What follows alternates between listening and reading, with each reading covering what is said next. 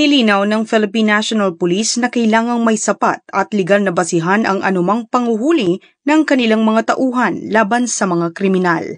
Ang pahayag ay kasunod ng kautusan ng bagong PNP Chief na si Police General Nicolas Torre III na nag-aatas sa mga kapulisan na paigtingin ang kampanya kontra krimen sa pamamagitan ng pagdami ng nahuhuling mga kriminal.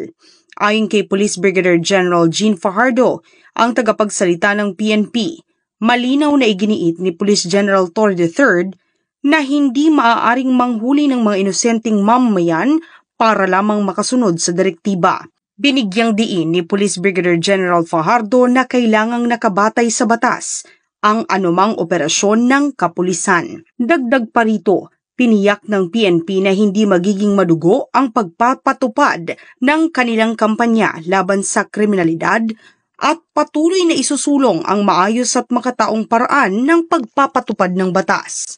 Nananatiling layunin ng PNP ang pagpapalakas ng tiwala ng publiko sa mga otoridad habang mahigpit na sinusunod ang mga umiiral na batas at karapatang pantao.